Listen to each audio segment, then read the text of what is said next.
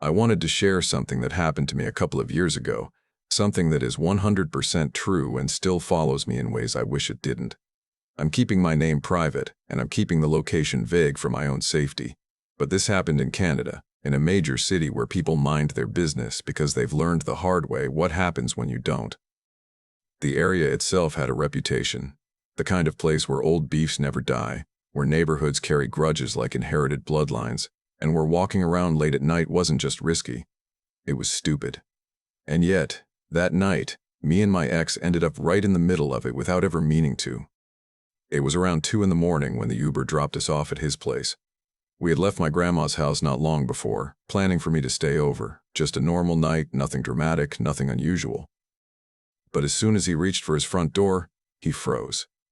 He had forgotten his keys.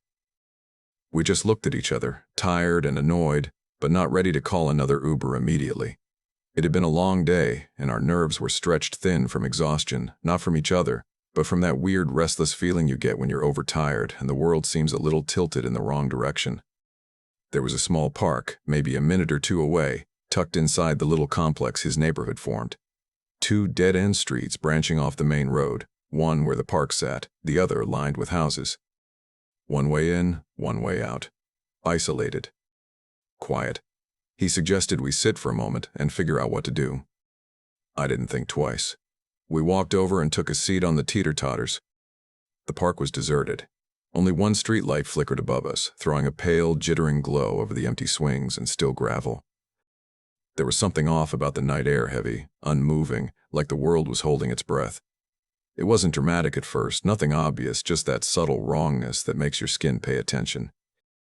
We had been sitting there maybe 3 minutes when I noticed a black car turning into the complex from the main road.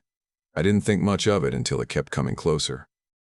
The windows were fully tinted, so dark I couldn't see a hint of who or what was inside. Not a silhouette. Not a shadow. Nothing. The car didn't park. It didn't slow like someone heading home. It rolled past us, silent and smooth, heading down toward the dead end. It reached the end of the road, made a U-turn, crawled back out, then drifted to the other side of the complex, down the other dead-end street. Another U-turn. And then it came back again. Each pass felt slower than the last, like the car was thinking, circling, deciding. My stomach tightened until it felt like knots were stacking inside me. That simple drive suddenly felt predatory. My ex noticed too. He leaned toward me slightly, eyes forward, voice low. "Get up. Start walking." He didn't wait for a response, and I didn't need one. I stood instantly, and we began walking fast toward the roundabout at the far end of the park, trying not to look back, trying not to make anything worse. But the car stopped. The sound of the engine changed, idling, waiting. The windows rolled down. Inside, I saw 2 or 3 men, but not clearly. Just shapes. The kind of silhouettes that make your heart drop, because you can already tell what kind of energy they're giving off.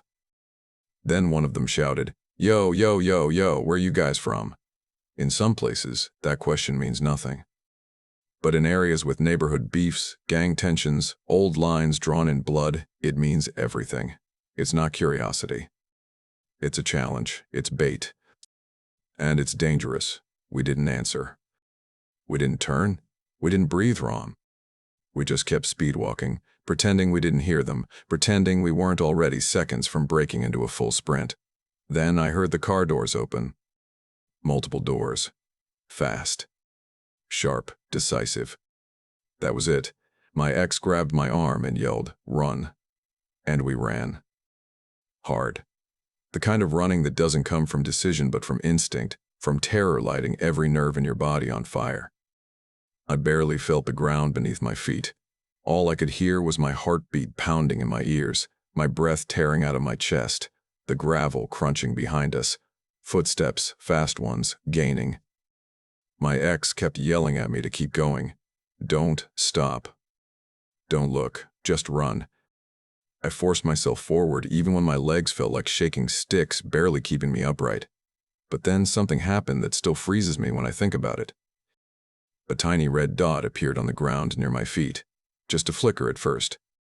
A skimming laser moving across the gravel. I didn't want to believe it was what I thought it was. I didn't want to admit the reality of what that meant. But a red laser at 2 in the morning coming from a group of men chasing us? That wasn't a toy. That wasn't a coincidence. And if it was attached to what I believed it was, then they weren't trying to intimidate us. They were aiming. They were hunting. That moment shattered something inside me. Panic became something else entirely, something primal, survival stripped down to its core. We burst out of the park and sprinted across the main road without even checking for cars. We didn't care. Life or death doesn't wait for traffic. We cut through a yard, pushing past bushes, stumbling through someone's property as quietly as two terrified people could manage. We crouched low behind a shed, hands shaking, lungs burning, trying to hear if they were still coming. I kept waiting for a gunshot, for the impact, for the pain, for something. Anything. Every second felt like the moment right before tragedy hits. My breath was so uneven I could barely whisper, but we knew we needed help. I pulled out my phone, nearly dropping it because my hands were trembling uncontrollably. I dialed 911. I don't even remember what came out of my mouth when the operator answered. I knew I was crying, stuttering, gasping for air. I dropped the phone twice because my fingers refused to work. I just remember trying to force out the words, trying to explain where we were, what was happening, who was after us. My ex kept watch through the cracks of the wooden fence, whispering that he couldn't see anyone, couldn't hear anyone, but that didn't calm me. When you run for your life, silence doesn't mean safety. It means you might not see death coming. Eventually, after what felt like an eternity but was probably only a handful of minutes, police arrived. Their lights washed over the yard, and for a moment my whole body went weak with relief. But the black car was gone. The men were gone. The danger had evaporated into the darkness like it had never been there, and yet the fear stayed, rooted deep in my bones. We explained everything, but without the car there, without the men, without anything concrete, all they could do was take a report and patrol the area. The officers were calm, professional, but their looks said it all. This wasn't surprising. Not for this neighborhood, not at this time of night, not with tensions in the area that had been simmering for years. They told us we did the right thing by running. That answering the question, "Where are you from?" could have gone very differently. My ex eventually got his keys back from my grandma's place, but the rest of the night was a blur. I remember sitting on his couch afterward, wrapped in a blanket, still shivering even though the house was warm. I kept replaying the moment the car slowed. The voices, the doors opening, the footsteps behind us, and especially that red laser. Even now, years later, that image shows up in my nightmares. The red dot appearing out of nowhere, sweeping toward me, a silent warning that my life was about to end. I think about how easily things could have gone differently. If we had stayed in the park 1 minute longer, if we had looked back instead of walking away, if we had answered, if we had hesitated. It's terrifying how thin the line is between living through a night and becoming a name on the news. I still trust my instincts more than anything now. That feeling in my gut, the one that started the moment the black car pulled in, that wasn't anxiety, that wasn't paranoia. That was survival screaming before I even understood why. And I've learned that when something feels wrong, truly wrong, it's because it is. I'm grateful I listened. I'm grateful my ex reacted fast. I'm grateful we ran. Not everyone gets that chance. That night taught me a lesson I will never forget. In certain places, at certain hours, danger doesn't announce itself. It circles you quietly, hidden behind tinted windows, waiting for you to misjudge the moment. And if you do, you may not get the chance to correct it. I share this story so people understand that instincts matter. Situations escalate fast, and safety disappears quicker than you think. I'm alive because we didn't stay in that park. And because the moment fear told us to run, we ran like our lives depended on it, because they truly did. I was a quiet child long before I ever understood what that really meant. The kind of kid who kept to herself, who didn't argue, who blended into the back of every classroom and slipped through summer days unnoticed. By the time I turned the age when this happened, I was already used to the idea that friendships for me came rarely, and even when they did, I was usually the third choice, the backup option people called only when their first plans fell through. I was living in a small town back then, hours away from where I live now in Toronto, and life was simple in a way that feels unreal to me now. Simple, but lonely. School had just let out the day before, and the excitement of summer break still buzzed faintly in the air. I had made plans with one of the only friends I did have, a girl I'll call Maya. She was younger than me, popular, always surrounded by people who adored her. I don't know why she spent time with me. Maybe she pitied me. Maybe she liked having someone around who didn't steal attention from her, or maybe it was just convenience. But on that day, like so many others, she canceled on me at the last minute. She always had somewhere better to be, another group to join, something more exciting than hanging out with me. Since I lived just a minute's walk from the park, I went anyway. The swings creaked in the warm breeze. The slide was hot to the touch, and the quiet of the place made me feel smaller than usual. I wandered around the playground, kicking at dirt, trying not to feel disappointed. I had finally gotten a break from school, from kids who didn't talk to me, from teachers who barely remembered my name, and yet somehow summer already felt like another season I'd be spending alone. After a few minutes of wandering, I heard a sound drifting through the distance, cheerful, tinny, the kind of melody every child instantly recognizes. An ice cream truck. The kind of sound that usually meant happiness, excitement, something fun. And for a moment, just a small one, it made my heart lift. I hadn't planned on buying anything, but the idea of something sweet, something cold, something good, it pulled me toward the truck before I even thought about it. When I reached him, I asked for a vanilla milkshake. I remember holding the money out with both hands like I always did back then.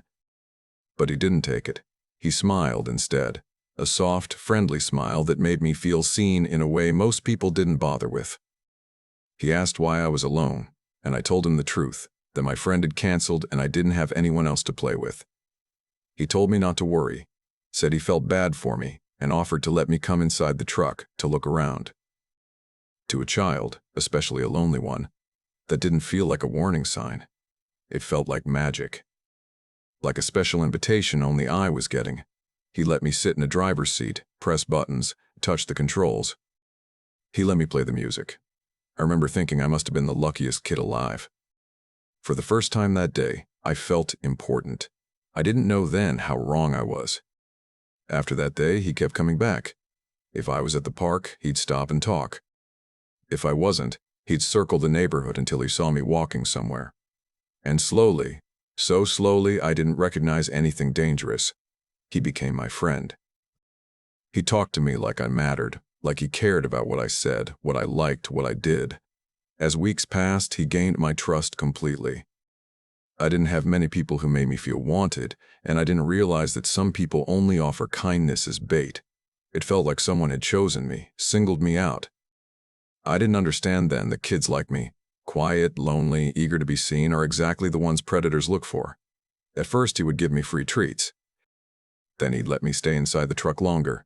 Then he started giving me hugs, tight hugs, ones that lingered too long. He'd place his hand on my thigh casually, like it was nothing, and because I was young and inexperienced, I tried telling myself it was harmless. Even though my stomach twisted every time, even though something inside me whispered that it was wrong, I ignored it. I didn't want to lose the first adult who ever made me feel like I wasn't invisible.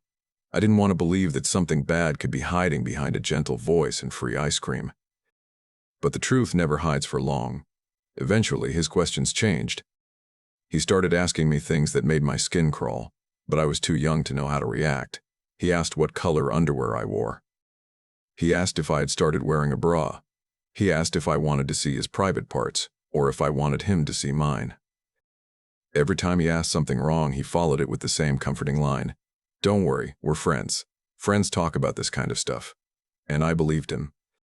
Because I didn't know any better. Because no one had ever explained to me what friends were actually supposed to be like.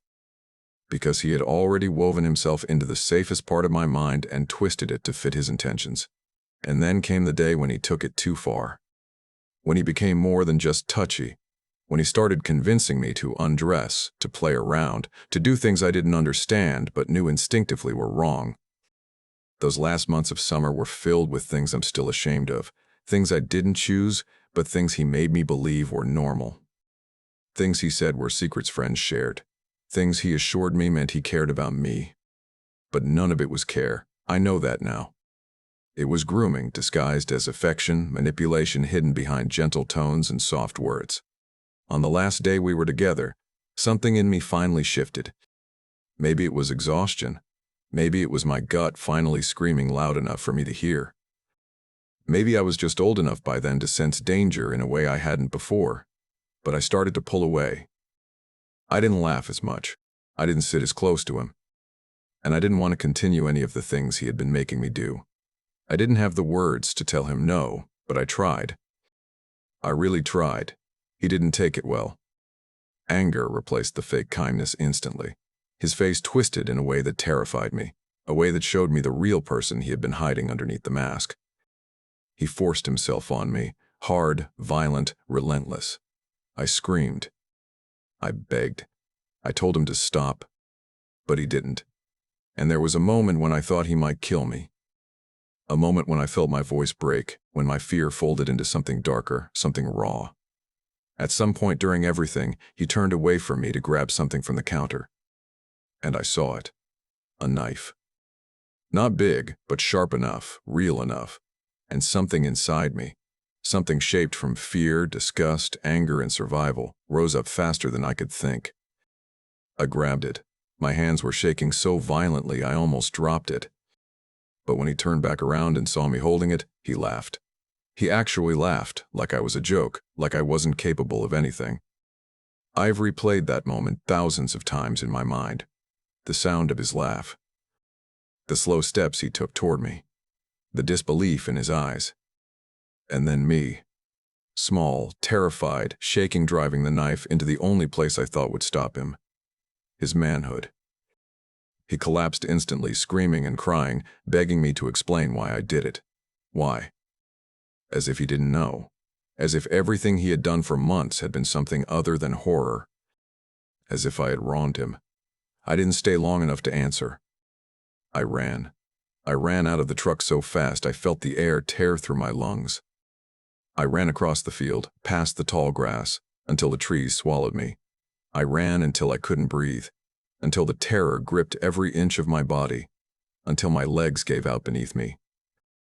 I collapsed at the base of a tree deep in the forest and passed out from shock, fear, exhaustion, maybe all of it at once.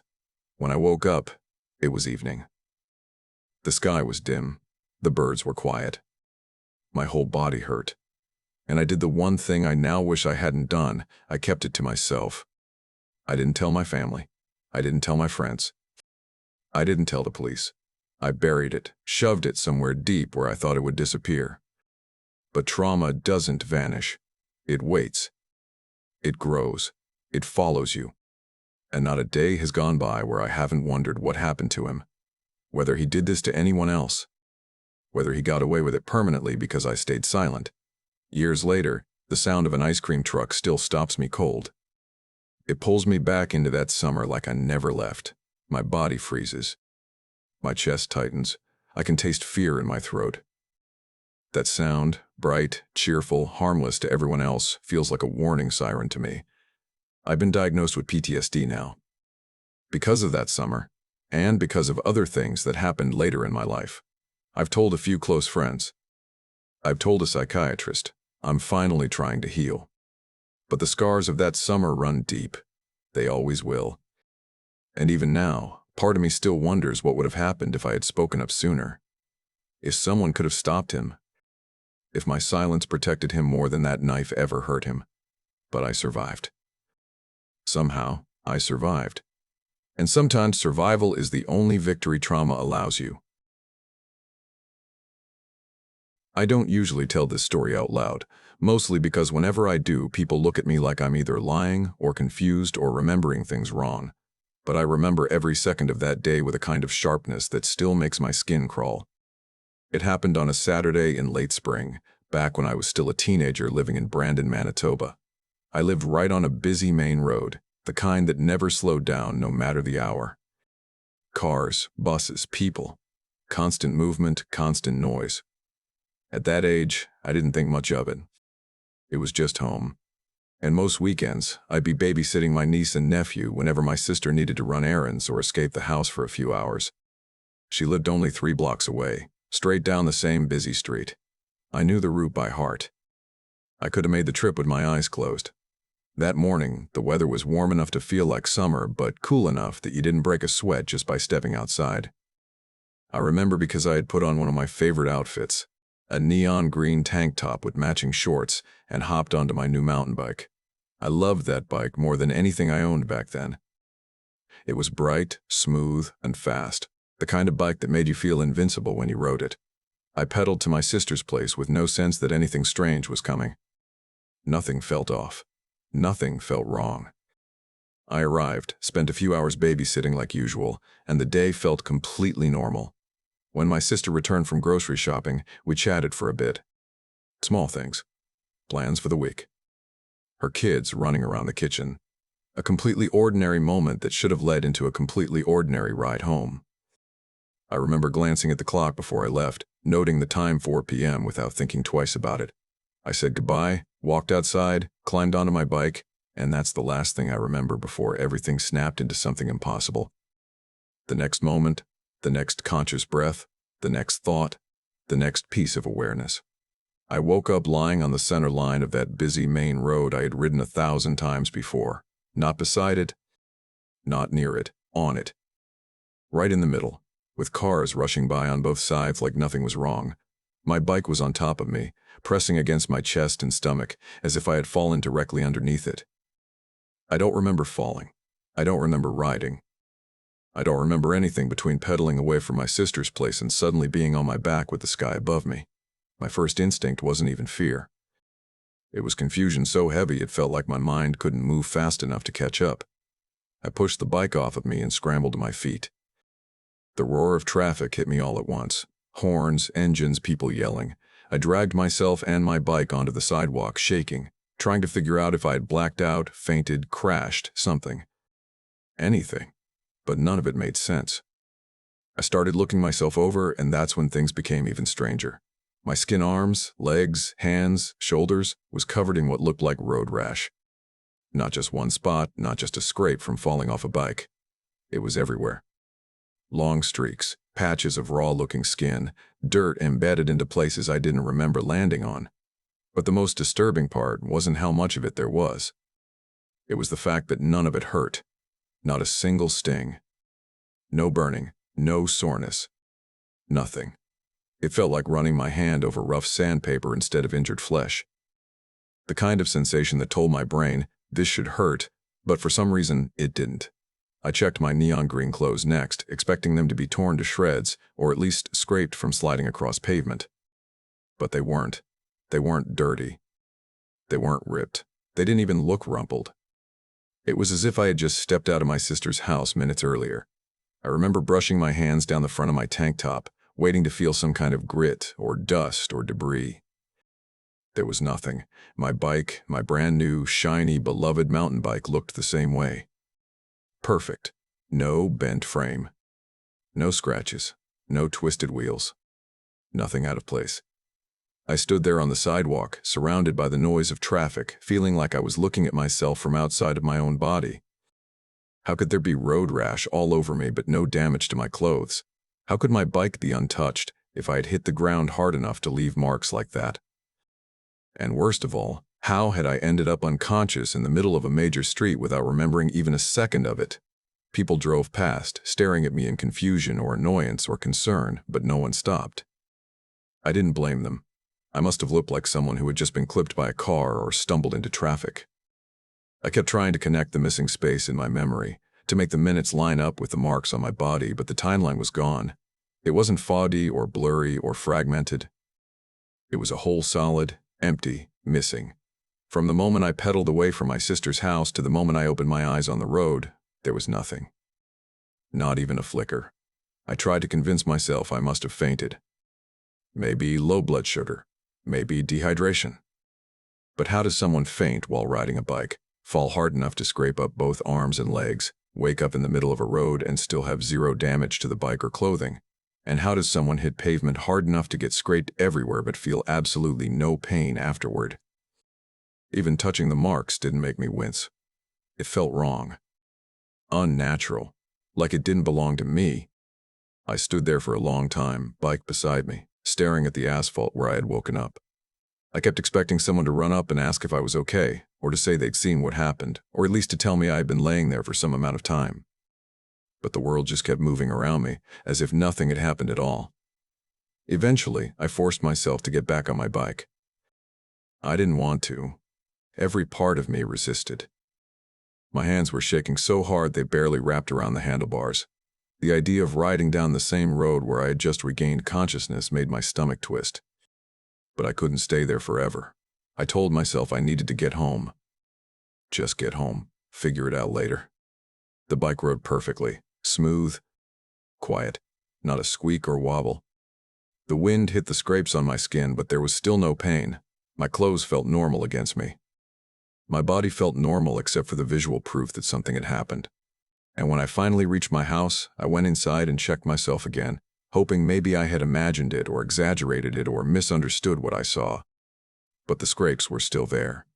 They looked angry, raw, fresh. They just didn't hurt. I kept replaying the moment I woke up. The way the asphalt looked inches from my face, the weight of the bike on my ribs, the blur of cars speeding by, the total silence in my own mind where memories should have been. I've tried to piece it together so many times over the years. What could have caused it, what I could have hit, whether someone might have grabbed me, whether I was unconscious longer than I thought, but nothing fits. Nothing explains the missing time. Nothing explains why my clothes were untouched or why my bike looked brand new.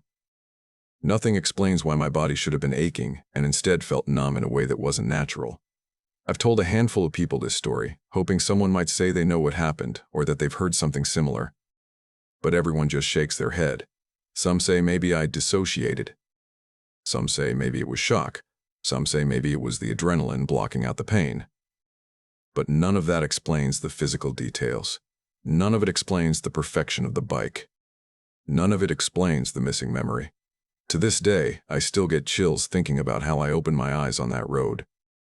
How easily things could have gone differently. How if a car had been seconds earlier or a driver hadn't seen me, I might not have woken up at all.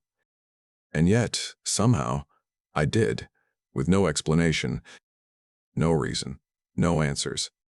And nothing in my life has ever felt the same since.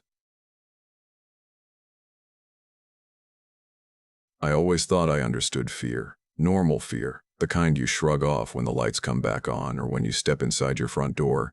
But I didn't understand real fear until the day everything slipped out from under me, until I lost hours of my life that I can never get back. I keep replaying it, trying to make it make sense, trying to believe there's a logical explanation. But there isn't. Not for what happened during those missing hours, or for the way my own body betrayed the rules of reality. One moment I was biking along the same street I'd ridden down since childhood. The next, I was waking up somewhere else entirely, on the road, with pain burning across my skin and absolutely no memory of how I got there. Not a single sound, not a single shadow, not a single clue. Just a bright spring day and this empty, terrifying blankness inside my head where the last few hours of my life should have been.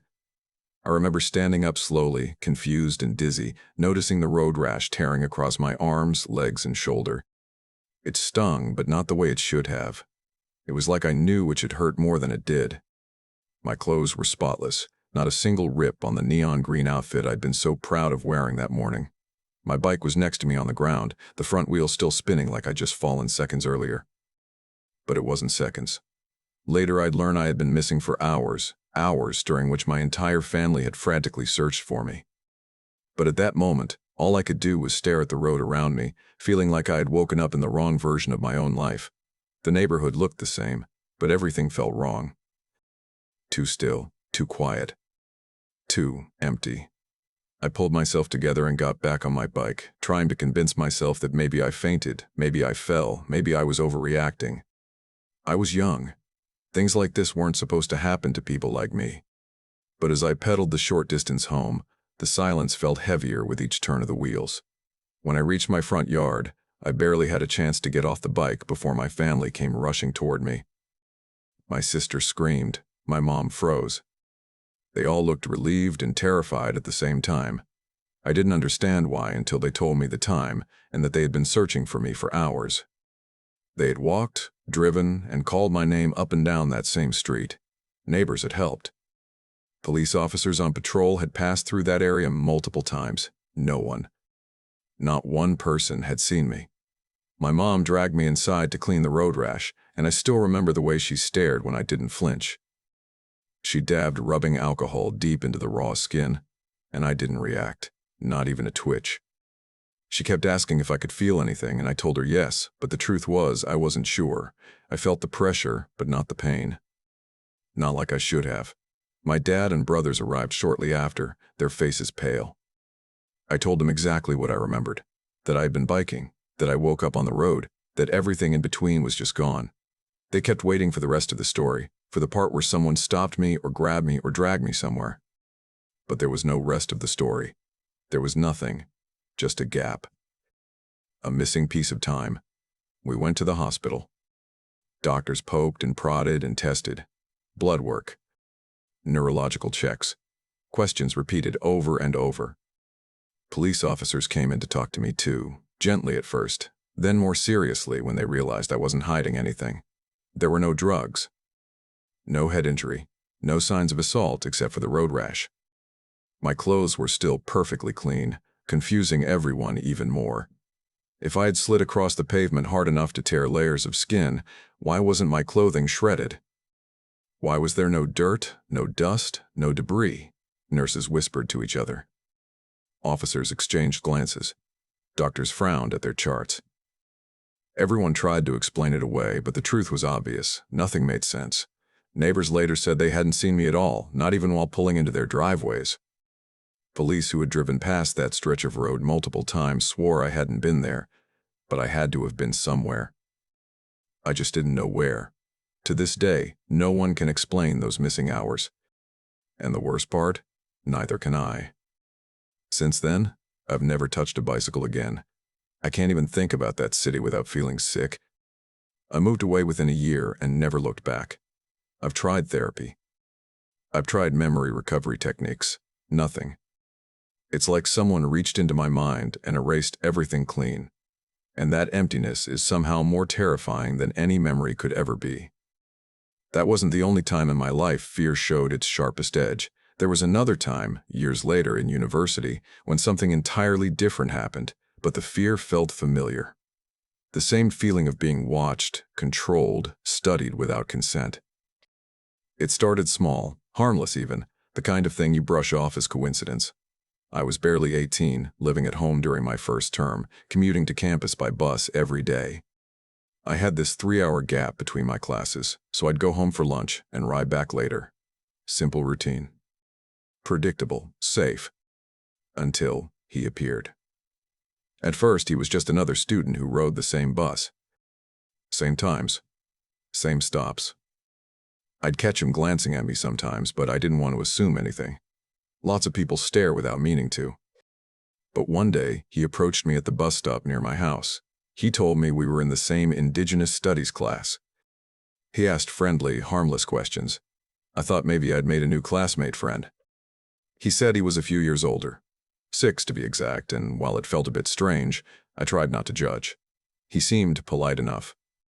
But that politeness didn't last. Every day after that, he sat right beside me. Not near me. Beside me.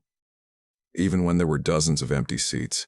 Sometimes he talked non-stop, showing me Instagram videos and asking questions about my degree. Other days he barely spoke, answering in cold one-word replies. The inconsistency was unsettling, like being trapped beside someone who could switch personalities on command. One day he asked for my Snapchat so we could discuss an upcoming assignment. I didn't want to give it to him, but I didn't know how to say no without making things awkward. I told myself it wouldn't matter, but it did. The first snap he sent wasn't about school. It was a selfie of him at a bar at 2 in the morning asking what I was doing and if I could pick him up. When I politely declined, he got angry, really angry, and I felt my stomach sink. After that, I avoided messaging him, but he didn't avoid me. He kept snapping me, asking me to watch shows with him, even inviting me to his house. When I said no, he pushed harder. Then came the touching, his hand brushing my arms, his fingers sliding across my legs whenever he sat beside me. I tried to move. He moved with me. I tried to sit somewhere else. He would follow and sit right next to me again. It got worse. He started following me home after the bus dropped us off. He would ask to come inside, lingering near my driveway even after I told him I wasn't allowed to have people over. That excuse saved me more than once. Then the messages grew more explicit. He asked me to come over late at night. He asked for nudes. He called me cute and tiny. I felt sick every time my phone lit up. When I finally told him to stop contacting me, he lashed out viciously, calling me names I'd never even been called in high school. I blocked him immediately. But blocking him didn't stop the real-life encounters. I still saw him on the bus. Still felt his hand gripping my thigh, wrapping around me like he had a right to touch me. I froze every time, terrified of what would happen if I pushed him away or told him to stop. I counted down the days until the term ended. And eventually, it did. Second term meant different schedules, different class times. I finally stopped seeing him. I finally breathed again. I believed it was over. But fear has a way of echoing long after the danger is gone. And the worst part is still the uncertainty, because just like those missing hours years earlier, I'll never know what his real intentions were. I'll never know how close I was to something far darker. Sometimes I think back to those two different chapters of my life, two different moments where time slipped sideways, where safety dissolved, where I felt like something outside my control had its eyes on me. And the more I think about it, the more I realize one terrifying truth. Not all horror comes from the things we can remember. Some of it comes from the things that vanish without warning. And some of it comes from the people who slip into your life quietly, slowly, until you didn't even notice they were dangerous, until their shadow is already sitting beside you. Both times, I survived. But both times, something stayed with me. Something invisible, unexplainable, and heavy enough to shape the rest of my life. I don't know what happened during those missing hours. I don't know why my clothes stayed clean. I don't know why no one saw me. And I don't know why that man chose me out of everyone on that bus. Maybe it's coincidence. Maybe it's something else entirely. But the fear? The fear is real, and it has never gone away. I first received a message on Canvas, the same platform professors use to post assignments and class announcements. It wasn't unusual to get messages from classmates, but this one wasn't from anyone I currently knew. It was from a guy I had taken a class with a year before, someone I had zero connection with. He said he had seen me and wanted me to add him on Snapchat because he couldn't find my username. Something about it felt off immediately, so I ignored the messages and went on with my day. A little later, a follow request from him popped up on Instagram. That was enough for me. I blocked him instantly and hoped that would be the end of it. It wasn't. I started noticing him on campus, appearing near places I usually studied or walked. Once or twice I saw him on the bus, too. Each time he would stare at me until I felt my skin crawl, and then he would move seats just to be beside me. I stopped taking the bus altogether after that, switching to my boyfriend driving me there and back. For a while, it brought relief. Even when random Snapchat requests from unknown accounts came in, I didn't accept any of them. I knew exactly who they were from. When the new term started, my boyfriend was working more and couldn't drive me every day. That meant I was back to the bus. I kept my head down, stayed alert, and tried to convince myself he had graduated or moved on. So far, I hadn't seen him. But the absence didn't comfort me. Sometimes, the quiet feels more unsettling than the threat itself. Just because I hadn't seen him didn't mean he hadn't seen me. I tried to shake it off, but today reminded me how quickly danger blends into normal life. I live in a small city not far from Edmonton, and lately there'd been a string of armed robberies popping up around the area.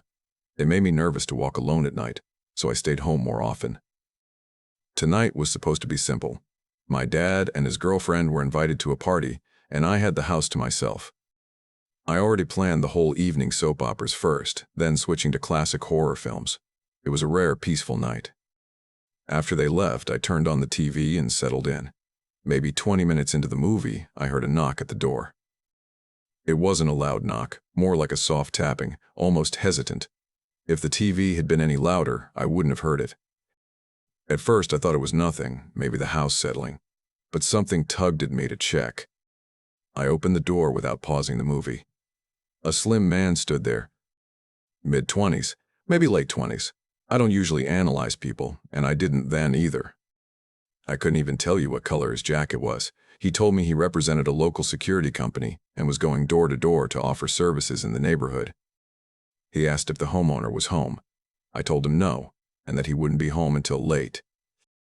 Then he launched into a quick pitch. Locally funded, already installed in multiple houses on my street, smart device friendly. He flashed a laminated page covered in pictures of different devices. I told him we weren't interested in a security system. He didn't back off. Instead, he asked if my family ever left for long trips. A huge red flag in hindsight. But I answered honestly. We rarely left the house empty. He said his team would be leaving for another city tomorrow and thanked me for my time before walking away. I closed the door, went back to my movie, and tried to ignore the uneasy feeling crawling up my spine. The rest of the film played out normally. Later, I pulled out my phone to scroll Facebook Marketplace. Right near the top of my feed was a shared post that froze my blood. A woman described the exact same encounter I had, same security company, same soft knock, same vague pitch. Except in her case, she got suspicious and asked him for a name or card. He had none. She went inside to grab a pen and paper so he could write down his phone number. When she returned seconds later, he was gone. Her neighbor had seen a man sprinting down the street and disappearing into an alley. She contacted the security company. They told her no one had been sent to her city. Not a single representative. Comments poured in. Hundreds. People sharing videos from door cameras showing men and women pretending to represent the company. One man wandered into someone's backyard uninvited. Another stood in front of a home for several minutes, pacing and looking at the windows. Another circled houses more than once. My stomach turned.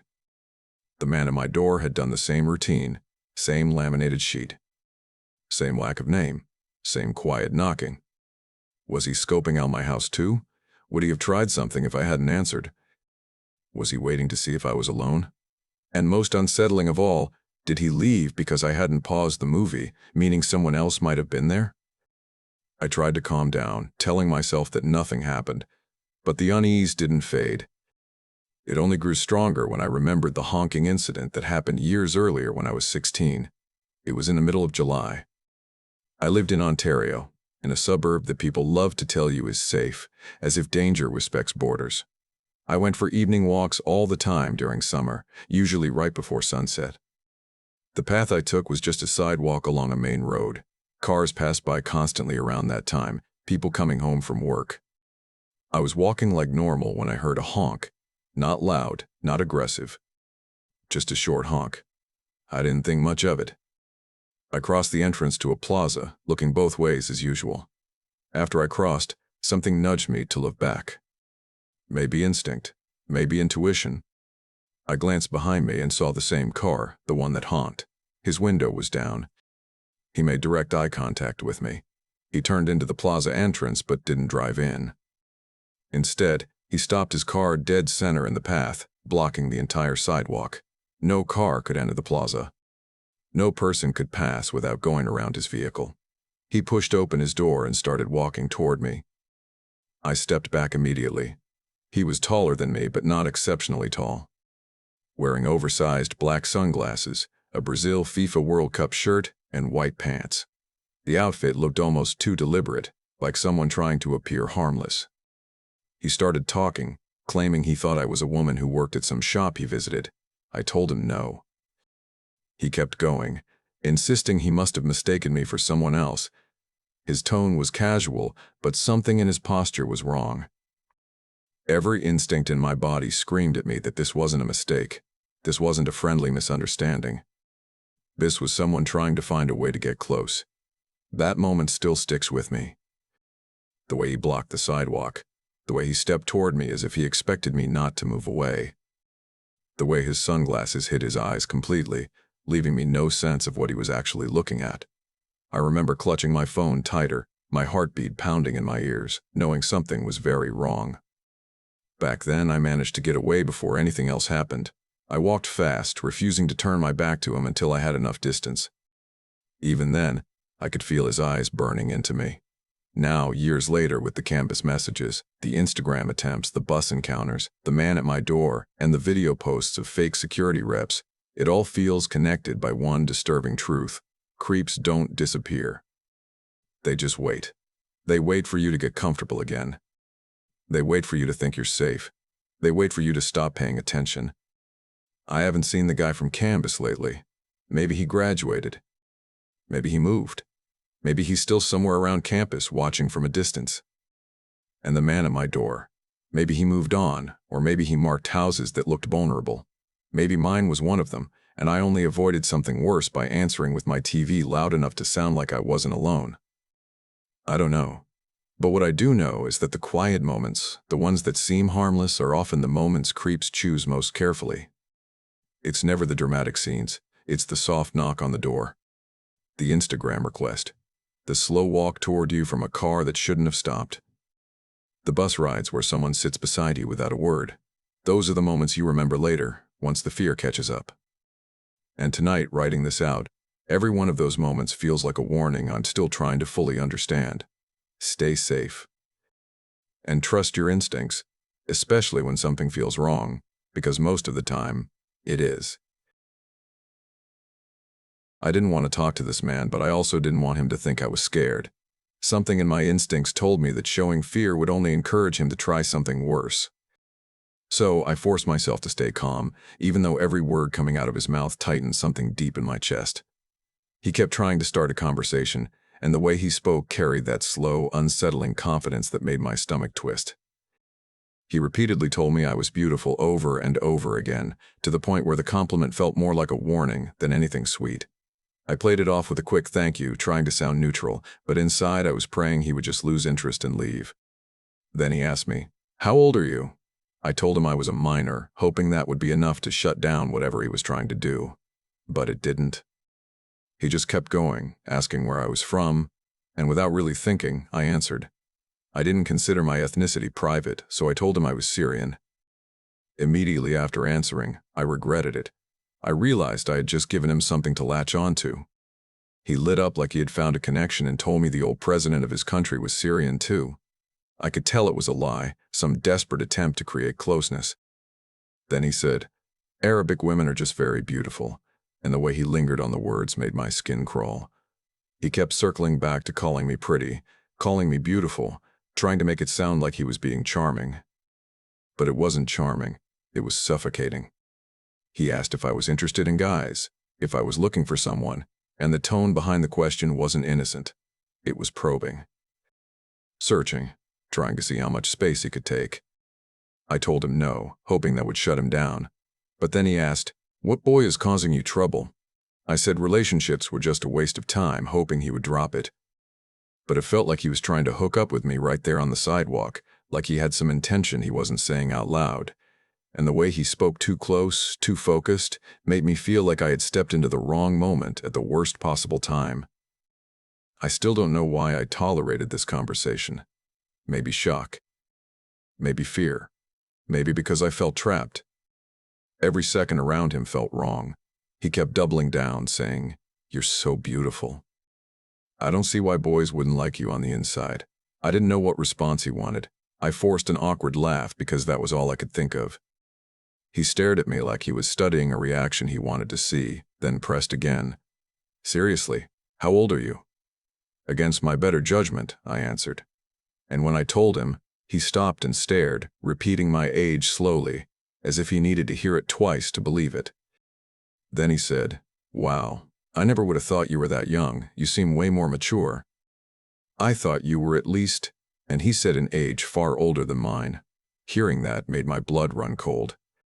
This man wasn't just creepy. He was looking at me through a lens that he had already decided on.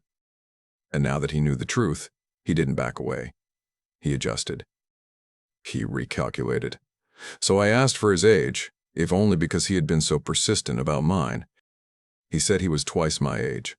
Twice. A man old enough to know better standing there acting like this was normal. Then I asked for his name, thinking it might be useful if something happened, though the moment the word left my mouth, I regretted it. He told me his name was Jonathan.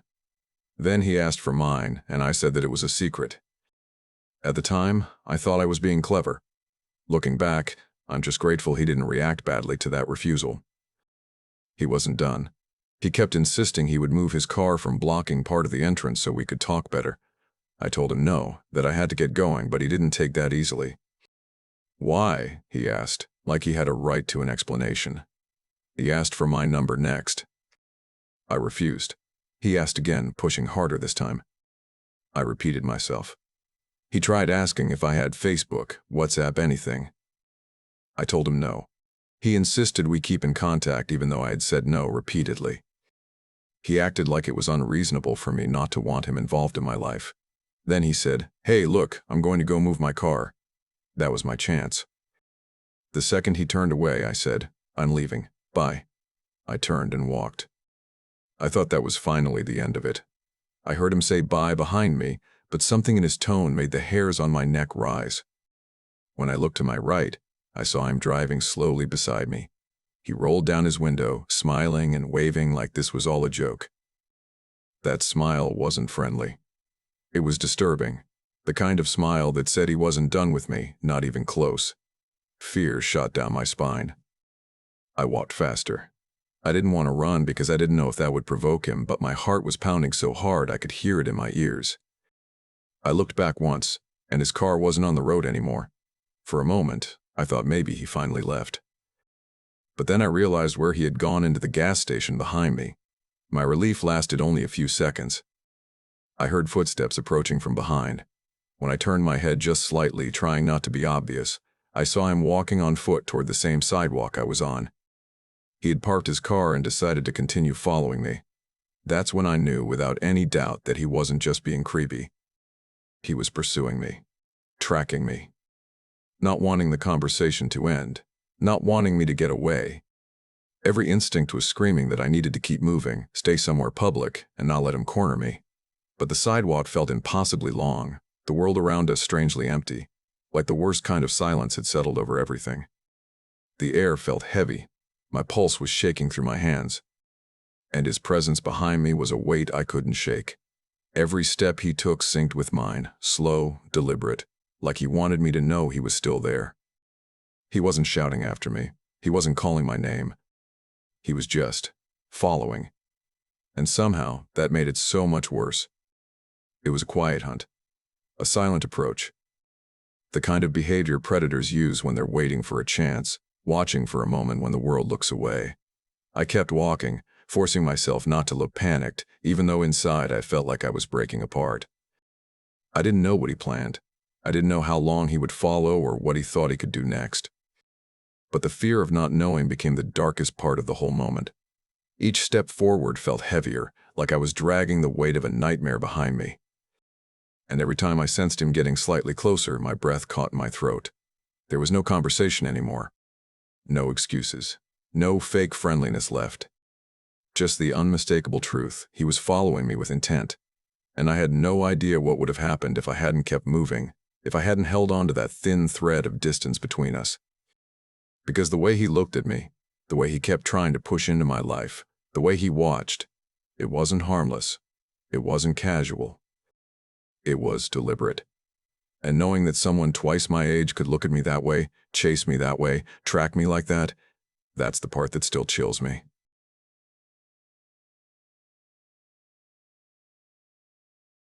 I didn't know what part of my brain finally snapped that afternoon, but the moment his footsteps quickened behind me, something ancient and wordless inside me switched on. My fight-or-flight mode kicked in so hard it felt like electricity through my spine. I didn't think. I just reacted. I tore off my sandals before they could break under me, and I ran.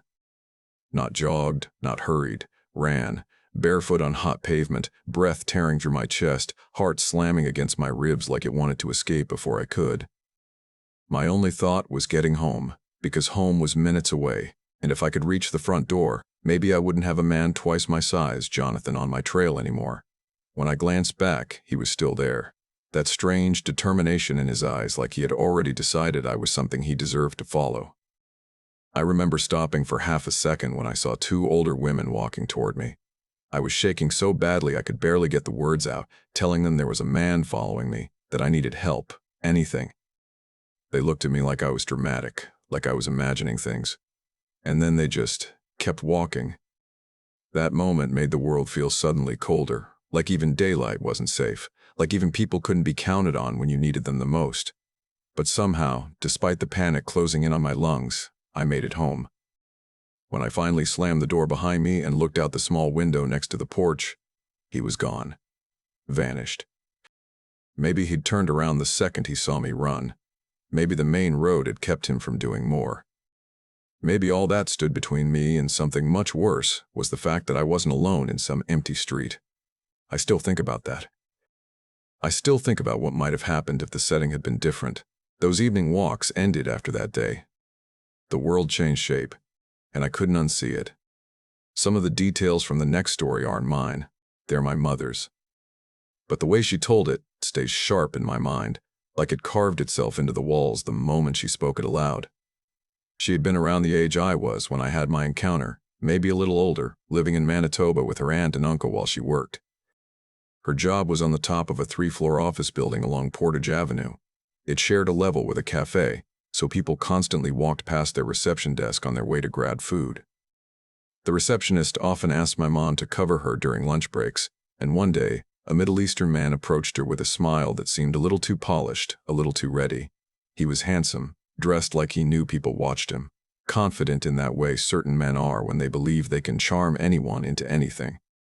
He told her he worked in a company a few floors down, and he couldn't stop complimenting her. How attractive she was, how perfect she'd be for modeling. He handed her a business card, its edges crisp enough to look real, its lettering professional enough to keep suspicion at bay. She wasn't alarmed. He wasn't outwardly threatening. But she still asked her mother and aunt what they thought she should do, and they advised her to check with the Better Business Bureau. When she called, they confirmed the company existed. That detail alone removed whatever walls she should have kept up. The next day he returned, asking whether she'd thought about his offer, and suggesting they meet for lunch at the Fairmont Hotel to go over the details. The hotel was visible from her office windows. That bit of proximity, that illusion of safety, made her feel comfortable enough to go alone. She told her coworkers, and they promised to call the police if she didn't return on time. That reassurance was probably the only reason she stepped outside that building in the first place. She arrived early at the hotel and spotted him near the check-in counter. At first, she thought he was waiting for her, but he wasn't. He was checking into a room. That small detail, the key card, the brief exchange with the desk staff sent a ripple of discomfort through her stomach. He had told her they were meeting at the restaurant. He had never mentioned a room. And yet, when he turned to explain himself, saying he needed privacy to show her his portfolio, she didn't immediately walk away. His voice was smooth, practiced. He said he carried a briefcase full of materials, that everything would make sense once they were upstairs. Her instincts tugged at her, but not hard enough to overcome his insistence. She followed him to the elevator. The doors closed. And only then, in the quiet box of that lift, did she realize he had no briefcase with him at all. Even worse, he had just checked in, meaning nothing would already be in the room waiting for them. She knew something was wrong. Every small alarm bell rang in her head, but she still walked behind him when they stepped into the hallway. Inside the room, she took a chair by the window, trying to position herself near an exit, near visibility, near anything that made her feel less trapped. He lay on the bed, hands behind his head, as if this was normal, as if he was entitled to the comfort while she tried to hold herself together. He noticed her discomfort and began making small talk about her dream car, telling her she could afford it within months by modeling for him. His voice dripped with false reassurance. Then, with that same calm tone, he told her what the modeling actually involved. She would wear different kinds of clothing. Lingerie. Outfits meant to be displayed in partitioned rooms where buyers from around the world would bid not just on the clothing, but on her. Her stomach dropped. Nothing about that description resembled legitimate work. It sounded strange, exploitative, almost like a dressed-up version of something far darker. But before she could figure out what to say, he moved on to the next step. He asked her to undress. Not fully, he said. Just enough for him to see her figure. He told her to change in the bathroom and come out in a towel so he could evaluate whether she fit the standards. Even repeating it later, she always said she didn't know why she didn't just walk out. Maybe she felt frozen. Maybe fear doesn't always show itself as running. Sometimes it's doing nothing because your mind goes silent. She went into the bathroom and could hear him outside, speaking in another language on the phone, laughing with someone. When she stepped out in her towel, he didn't even hang up. He asked her to spin for him while still talking to whoever was on the line. That snapped something inside her. She turned and ran back into the bathroom, putting her clothes on as fast as she could. Her hands were shaking so hard she barely got her shirt over her head. When she opened the door, she didn't make eye contact, didn't speak, didn't pause. She bolted. Down the hallway, around the corner, into the elevator, out the front doors. He didn't chase her. He just stood in the doorway of the room, watching her run. Back at work, she told her coworkers what happened but refused to call the police. Shame builds cages around the truth sometimes, and she felt stupid for agreeing to anything in the first place. Days later, when she arrived at the office, police cars crowded the lot. A coworker told her the man had been arrested solicitation of prostitution, they thought. Hearing that made her stomach twist. She wondered if she'd have been tangled in those charges if she'd reported anything. She wondered how many others had been approached before her. 2 weeks later, she walked through a back alley toward her car and froze. He was sitting inside his vehicle, engine off, staring at her with a wide smirk on his face. He had been released. He knew where she worked. He knew her schedule. And he wanted her to know he hadn't forgotten her. She sprinted to her car and sped off, her hands trembling so violently she kept almost missing the wheel. She moved back home a few months later, and that was the last time she ever saw him. Stories like that don't leave you. They settle in your bones, in the places you don't speak about until someone else tells their own frightening experience, and you realize danger follows patterns. It studies people. It waits. It approaches with confidence, knowing instinct is something we're taught to ignore in favor of politeness. My experience on that sidewalk and my mom's encounter in that quiet office building, different years apart, both were reminders that danger doesn't always look like danger at first glance. Sometimes it smiles. Sometimes it compliments you. Sometimes it hands you a business card with a clean logo and a convincing pitch. But both times, instinct tried to speak. Both times, survival hinged on listening to it before it was too late. Hey everyone, hope you enjoyed today's stories. Consider stopping by on my Kick stream sometime. Now that I've officially gone facial, I'm streaming multiple times a week, and it would be pretty cool to have you there. It's a fun time, so feel free to drop by. Have a great day, and remember, always stay hungry.